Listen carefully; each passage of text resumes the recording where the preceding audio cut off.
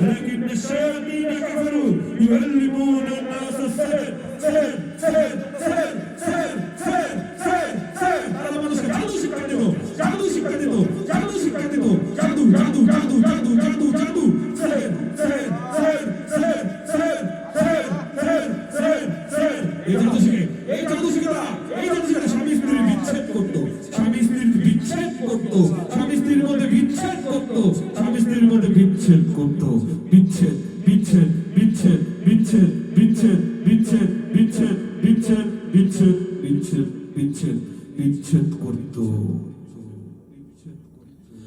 اللهم حرك الشيطان اللهم حرك الشيطان اللهم حرك الشيطان يقاد حسد ركساد يقاد حسد ركساد يقاد حسد ركساد يقاد حسد ركساد يقاد حسد ركساد يقاد حسد ركساد يقاد حسد ركساد يقاد حسد ركساد يقاد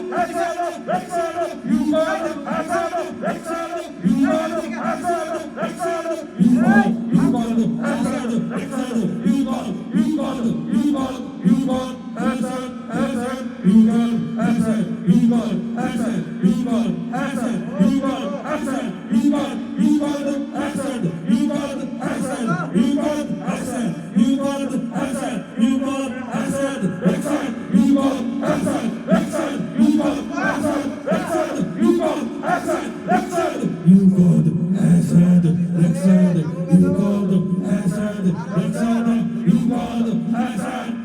حسد ركساد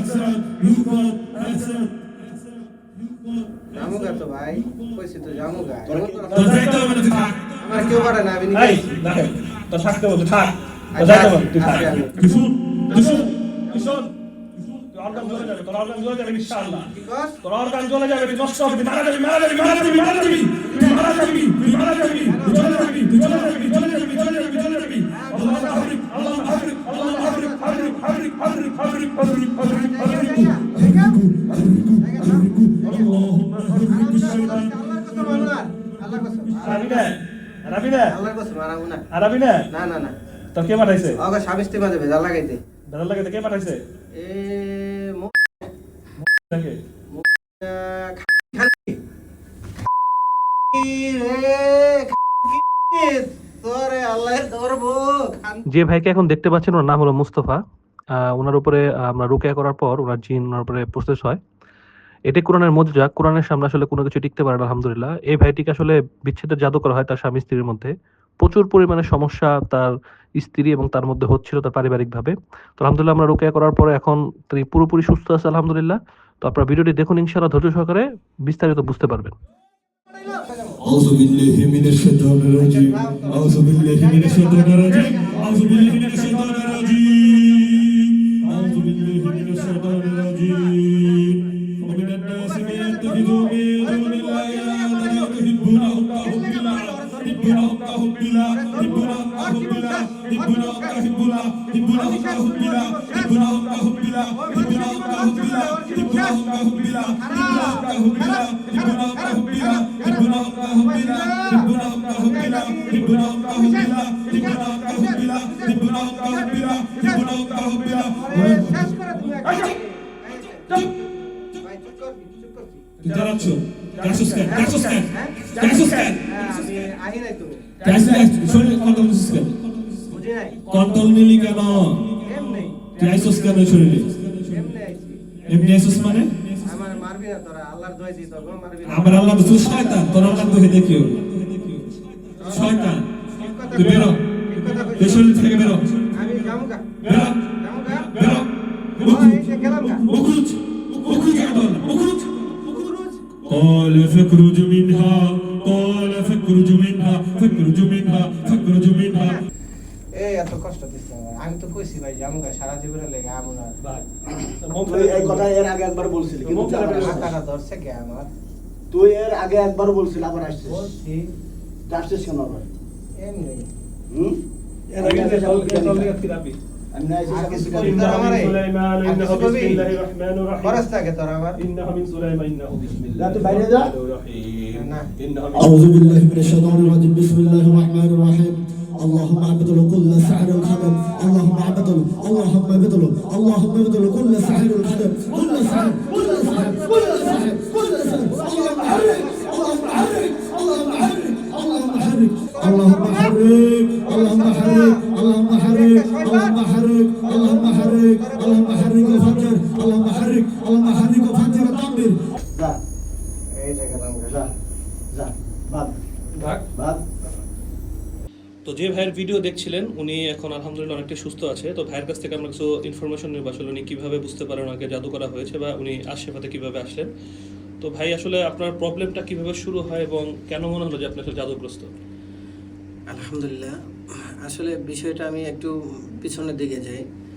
আমার প্রথম স্ত্রী মারা যাওয়ার 3 বছর হয়েছে গতকাল। তো এর ভিতরে আমি প্রথম স্ত্রী মারা যাওয়ার 8 মাস পরে আমি একজনের সাথে বিবাহের কথাবার্তা হয়।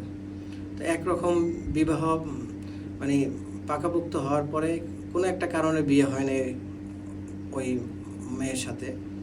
তো পরবর্তীতে আমার অন্য কোথাও বিয়ে হয়।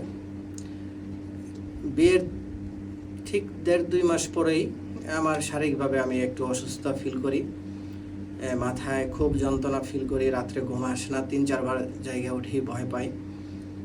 তো কি এর 15-20 দিন পর থেকেই আমার স্ত্রীর সাথে আমার অনেক ঝামেলা হয়, এমনকি ওরে আমি অনেক মারধর করি।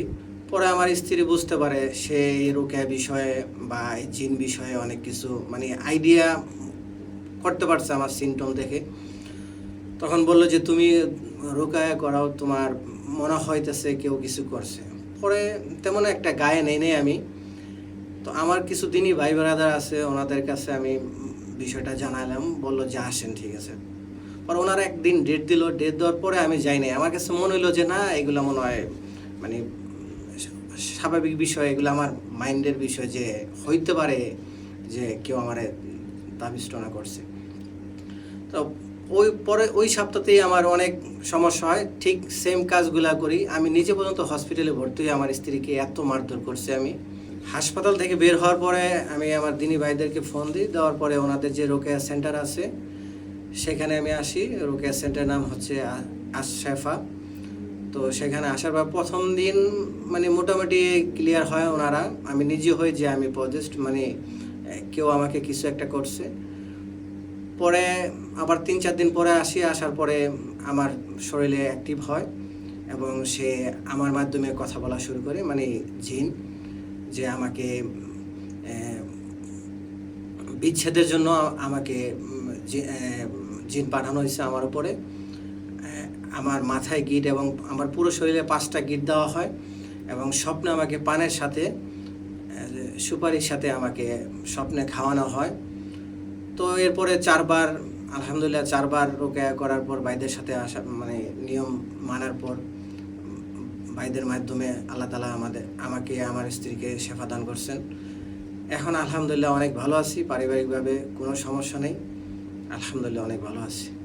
আর আমি একটা কথা বলতে চাই যে মানে যারা এই কাজগুলা করেন তারা আল্লাহকে ভয় করেন, আর মানুষের ক্ষতি আপনারা এইভাবে করবেন না, কারণ এটা অনেক কষ্টদায়ক একটা কাজ। যার উপরে করা হয় সে বুঝে যে এটা কতটুকু কষ্টদায়ক। তো আপনাদের সবার কাছে অনুরোধ করি, যারা এই কাজটা করছেন বা করতে চাচ্ছেন তারা আল্লাহকে ভয় করুন, তারা আখিরাতের চিন্তা করে মানুষের ক্ষতি করবেন না।